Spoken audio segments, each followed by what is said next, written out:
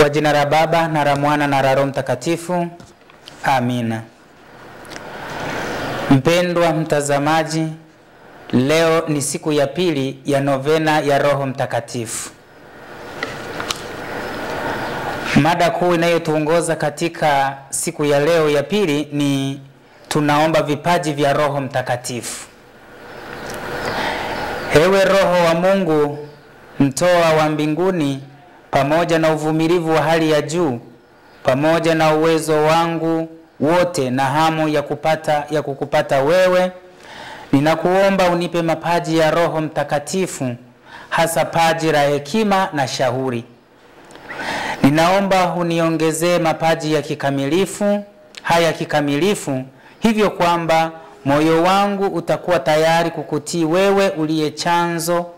Ninaomba niweze kuyashika mapaji hayo pamoja na muungano wa upendo wangu nawe, niweze kuishi kwa furaha nikitafakari daima juu yako pamoja na Utatu Mtakatifu. Hiyo ndiyo mada ya novena siku ya pili. Mada kuu inayotuongoza katika tafakari yetu hii ya siku ya pili ya novena ni umuhimu wa hekima. Hekima ya Roho kama mojawapo ya paji la Roho Mtakatifu. Ndugu zangu, maneno haya yanafanana na Injili ya Luka sura ya pili, haya ya 51 hadi 52, ambapo tunaambiwa Mama Bikira Maria alimlea Bwana wetu Yesu Kristo katika hekima na katika kimo. Ndugu zangu, sisi hili paji tunalihitaji sana, hasa nyakati zetu hizi zenye changamoto nyingi. Tunahitaji kuwa na hekima, kwa sababu ukijaribu kuangalia nyakati zetu hizi, hekima hii ni ya muhimu katika eneo kwamba unakuta katika kijiji kizima, msipokuwa na hii hekima, ili paji la hekima, hatari yake ni kukuta kijiji kizima ni kama watoto. Samahani kwa kusema hivyo, lakini mkibahatika kupata hili paji la hekima, basi unakuta kijiji kizima nyote ni watoto, ni watu wazima. Kwa maana kwamba katika hii paji la hekima, mtu yeyote anaweza akawa mtu mzima, yani matured person, au akawa ni mtoto kwa kukosa hii hekima. Kumbe hekima, unaona, ni eneo muhimu tunalolihitaji hasa nyakati zetu katika jamii yetu yenye changamoto nyingi. Hekima ni neno la Kiswahili linalomaanisha uelewa wa kina, busara na uwezo wa kufanya maamuzi sahihi katika hali tofauti za maisha, hasa nyakati zinazofaa na zisizofaa. Ni mchanganyiko wa maarifa, uzoefu na ufahamu wa maadili na kanuni za kuishi katika familia ya binadamu. Katika tamaduni nyingi, hekima inachukuliwa kuwa sifa ya thamani na mara nyingi inahusishwa na watu wazima wenye uzoefu katika kufanya maamuzi. Hekima ni ya msingi sana katika kuhubiria watu, katika kuongoza watu, katika kuishi na watu. Hekima ni ya msingi sana, ni fadhila ya msingi sana, ni paji tunalopaswa kumuomba Roho Mtakatifu katika siku ya pili ya novena ya Roho Mtakatifu. Ukirejea Injili ya Mathayo sura ya 10 haya 16,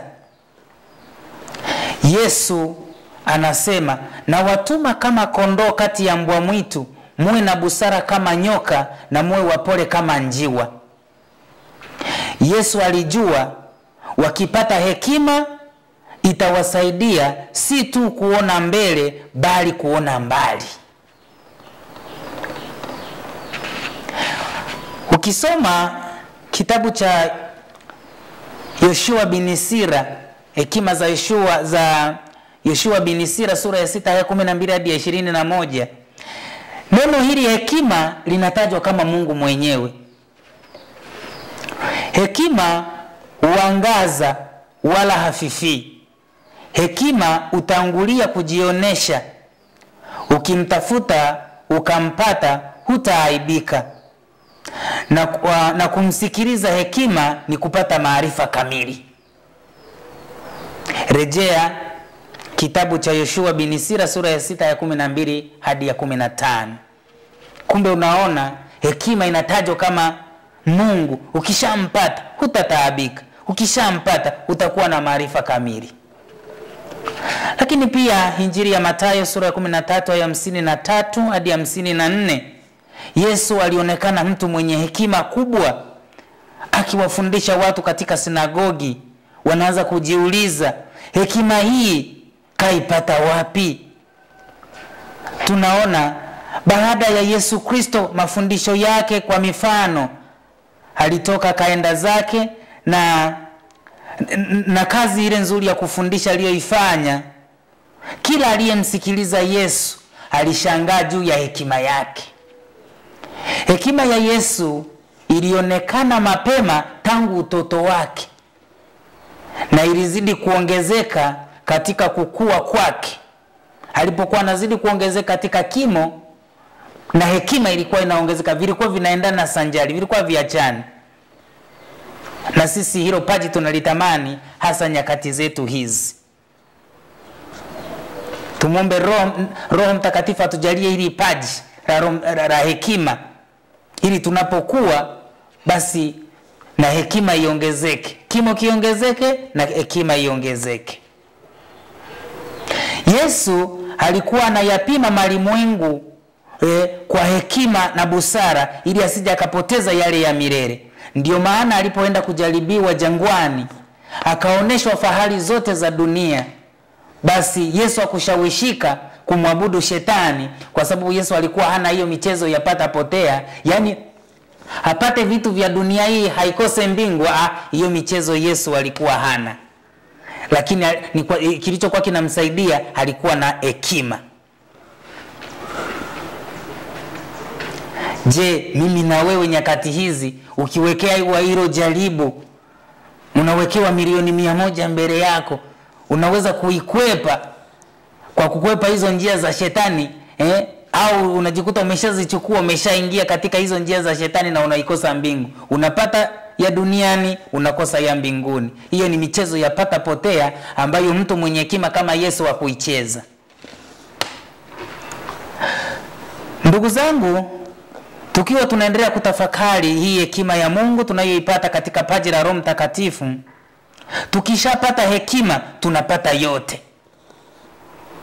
Tumuombe Mungu atujalie hekima. Tukishaipata hekima tumepata yote. Hekima. Rejea mapaji 7 ya Roho Mtakatifu. Mapaji 7 ya Roho Mtakatifu ni haya, yani hekima, akili, shauri, nguvu, elimu, ibada, uchaji wa Mungu.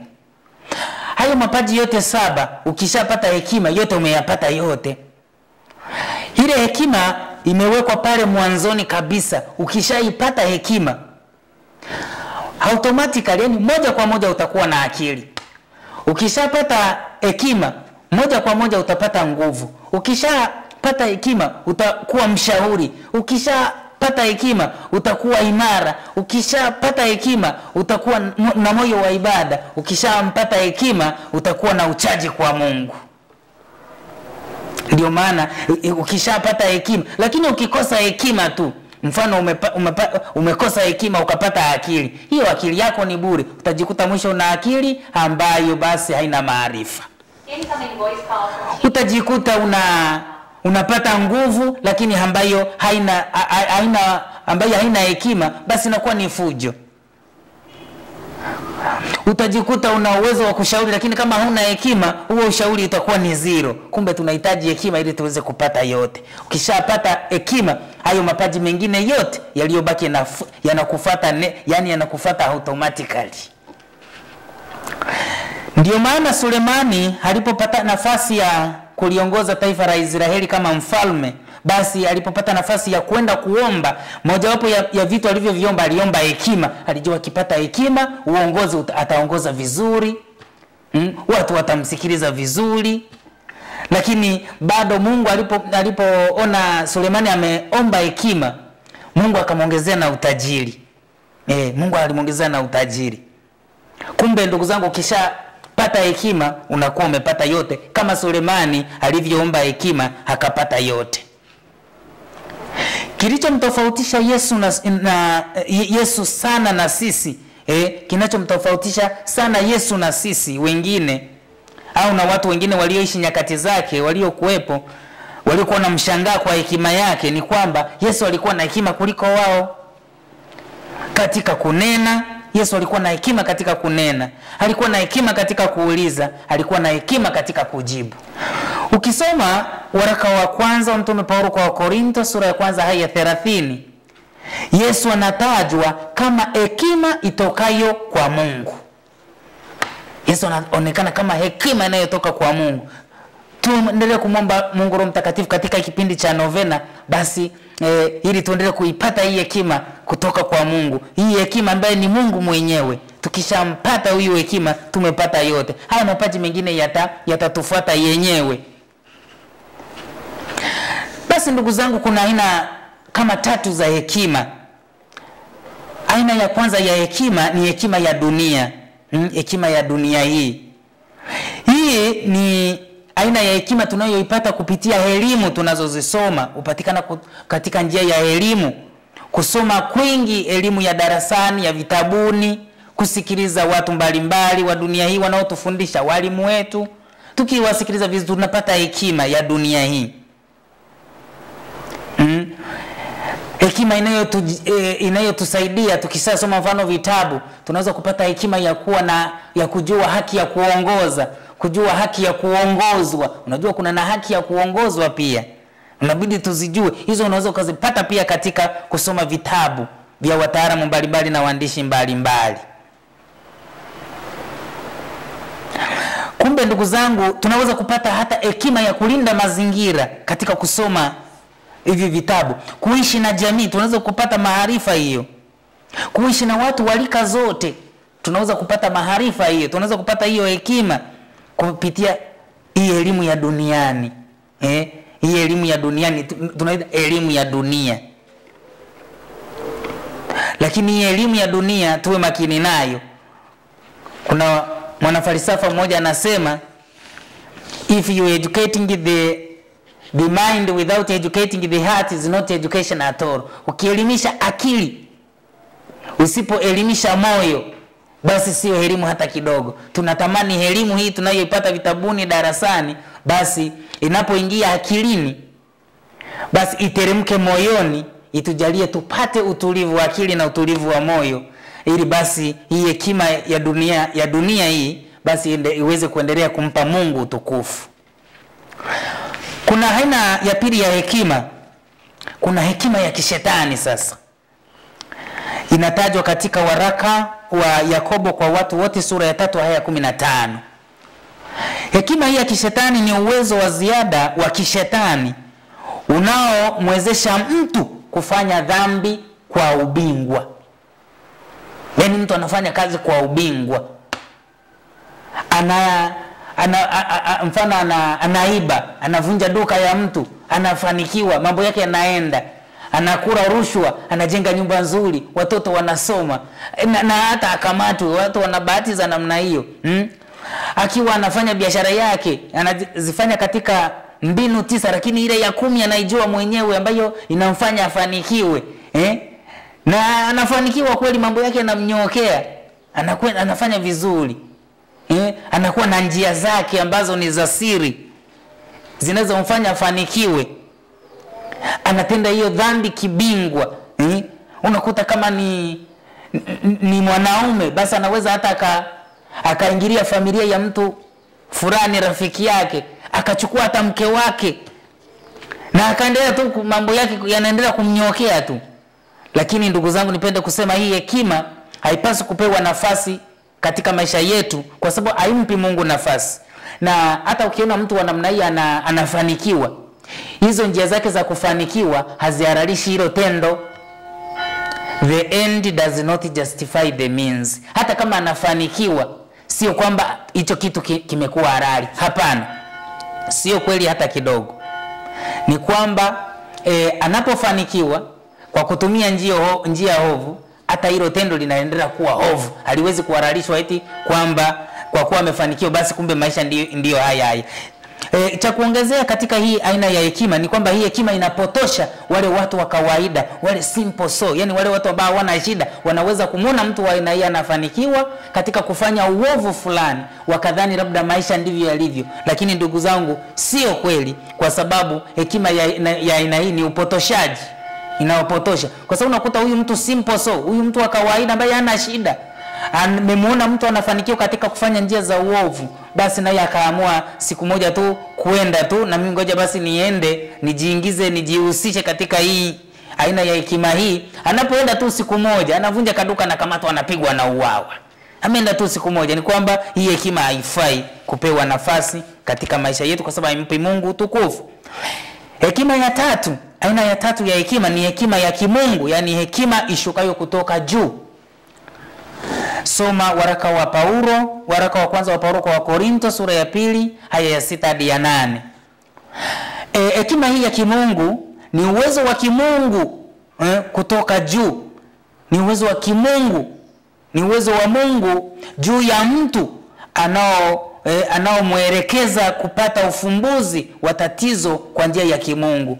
Yani hekima hii ya kimungu tunakuwa tunapata ufumbuzi wa matatizo yanayotukabili, yanayotusibu kwa njia za kimungu. Kwa mfano, kusali rozari, kupokea sakramenti, kwenda hija. Yani una changamoto, unatumia njia hizo kutatua changamoto zinazokukabili. Hii ndio hekima ya kimungu. Sio kwenda kwa waganga wa kienyeji, hiyo inakuwa ni hekima ya kishetani. Sasa hekima ya kimungu ni kufuata zile njia, unatumia njia za kimungu kutatua changamoto zinazokukabili. Hekima hii hupelekea watu kuamua kuyafuata yaliyo ya Mungu kwa furaha na amani. Kwa furaha, watu wanaamua kwa mioyo yao, kwa hiari yao kuyafuata yaliyo ya kimungu kwa furaha na amani. Ni ufahamu usio wa kawaida unaofanya mtu kufahamu machache yatakayotokea siku za mbeleni na kufanya maandalizi mazuri kabla hayajatokea.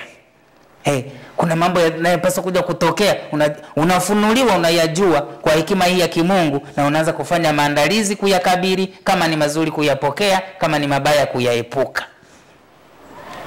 Rejea waraka wa kwanza Mtume Paulo kwa Wakorinto sura ya 12 aya ya 8.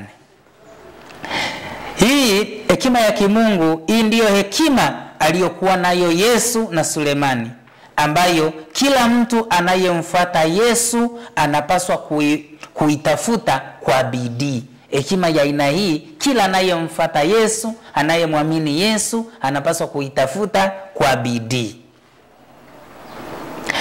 Tusije tukafanana na zile familia mbili. Kulikuwa na mfano wa familia mbili. Familia ya kwanza ilikuwa na watoto, na familia ya pili pia walijaliwa kuwa na watoto. Basi familia na wamejaliwa kipato.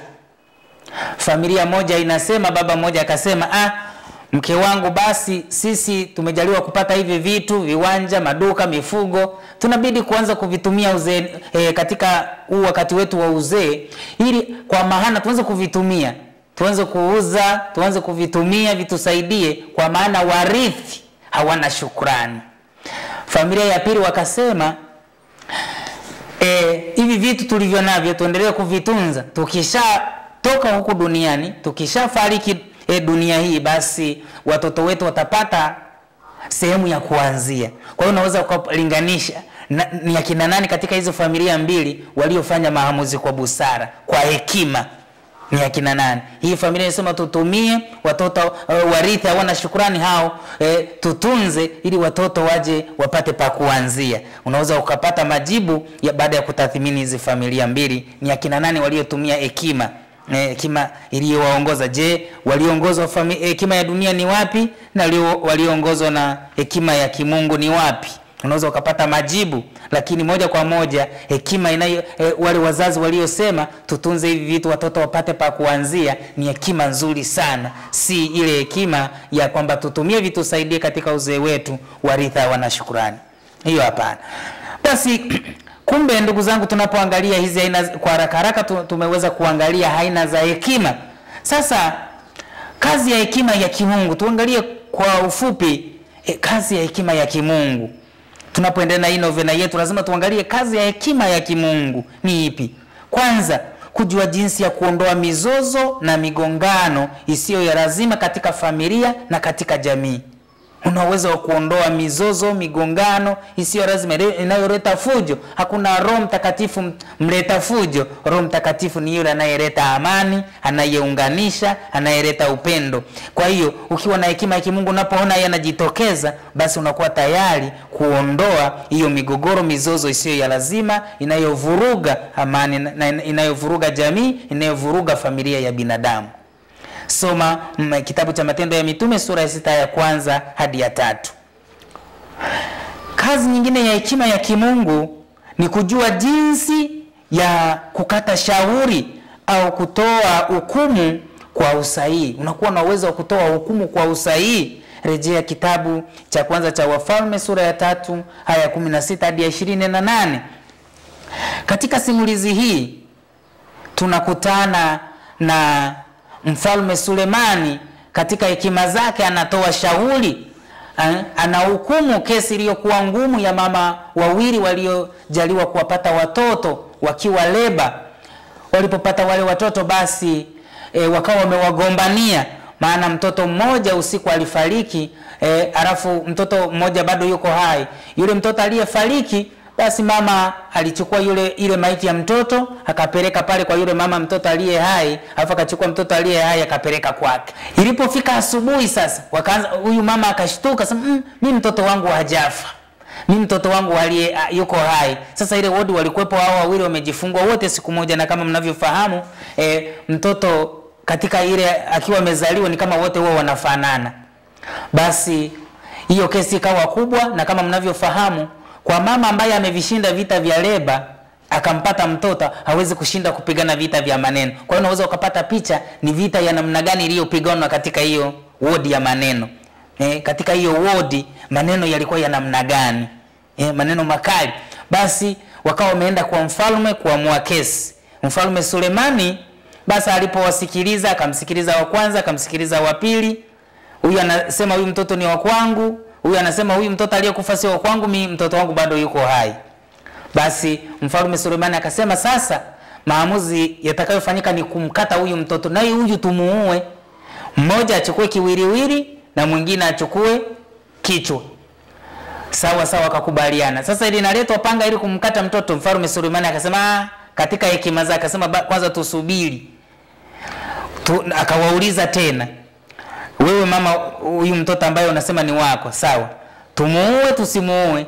Yule mama akasema kwa kuwa yametokea mabishano makubwa hivi, huyu mtoto bora tumuue, sote tufiwe.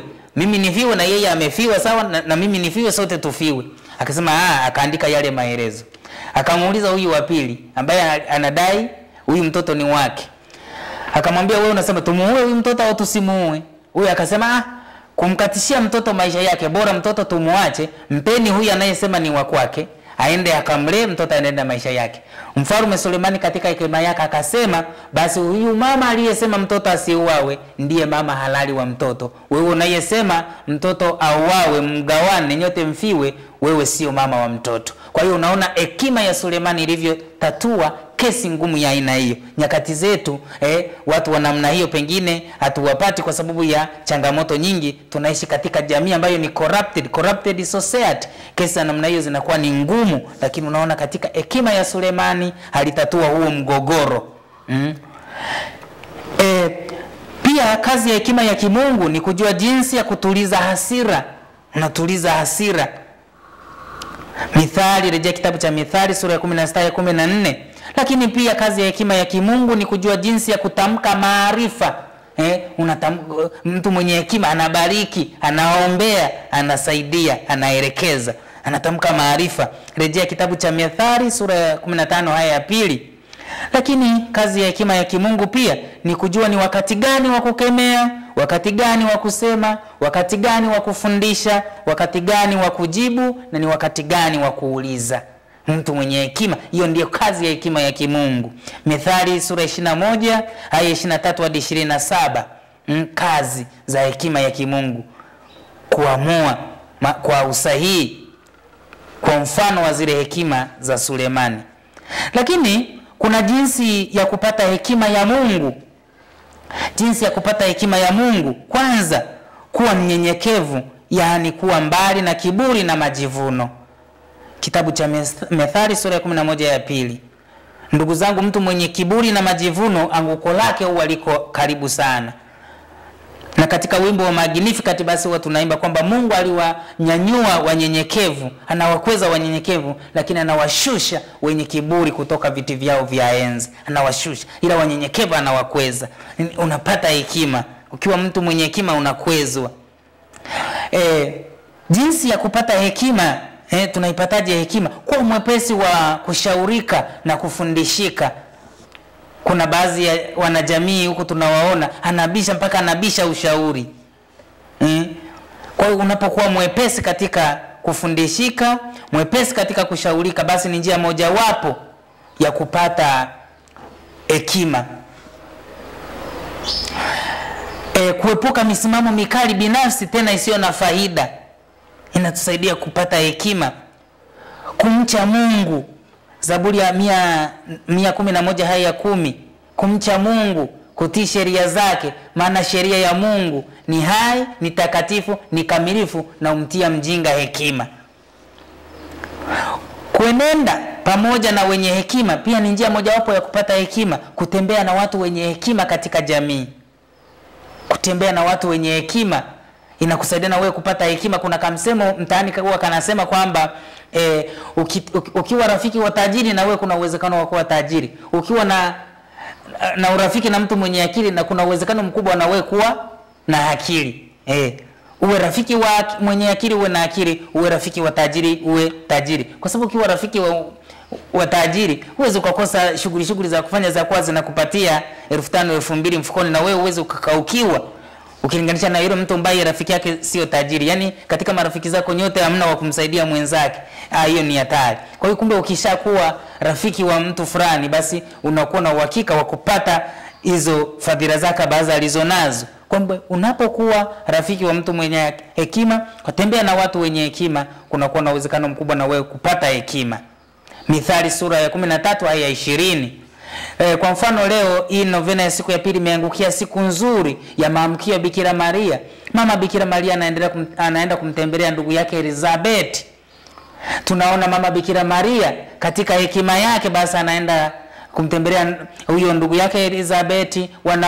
Wanapoongea Mama Elizabeth anajazwa Roho Mtakatifu, anatamka kwa sauti kuu kwamba umebarikiwa kuliko wanawake wote. Ni maneno ya hekima yanatoka katika kinywa cha mama yetu Elizabeth. Kumbe unaweza ukaona na hiyo yaliwezekana kwa sababu unaona kulikuwa na maamkio, wanatembelea, wana mahusiano mazuri kati ya Bikira Maria na Elizabeth, hata ikatamkwa hiyo sehemu nzuri ya Sara, mama yetu Bikira Maria, kwamba umebarikiwa kuliko wanawake wote. Maneno ya hekima kabisa. Pia kusoma neno la Mungu, maana neno la Mungu ni hekima ya Mungu. Hii ni njia moja pia ya kupata hekima. Unaposoma neno la Mungu unapata hekima ya Mungu. Injili ya Luka sura ya 11 aya 49. Kumbe tumuombe ndugu zangu Yesu katika kipindi hiki cha novena ya Roho Mtakatifu, tutumie vizuri huu muda kuomba neema kwa Bwana wetu Yesu Kristo. Basi yeye aliye asili ya baraka zote, aliye asili ya neema zote, tupate neema, tupate hili paji la hekima, ili tuweze kupata yote, ili tuweze sisi ambao tunahangaishwa na hizi hekima zinazovutia za dunia hii, hekima hizi tofauti, hekima yake Mungu izidi kutuongoza, tuyapime malimwengu kwa busara, ili tusije tukapotewa na yale ya milele. Tumsifu Yesu Kristo. Kwa jina la Baba na la Mwana na la Roho Mtakatifu. Amina. Halo, kwa majina naitwa Dr. Simon Maganga, meneja wa Nazareti Kantini Tabora na John Paulo Hosteli, ambazo ziko chini ya Jimbo Kuu Katoliki Tabora. Huduma zetu kwa mgahawa wa Nazareti ni chakula na vinywaji, kuanzia kifungua kinywa, chakula cha mchana na chakula cha jioni. Tunatoa chakula mbalimbali vikiwemo vyakula vya kimataifa: samaki, nyama, kuku, nyama choma, mbuzi choma, kuku choma, vyote katika hali ya ubora na usalama, na tunazingatia afya ya mteja.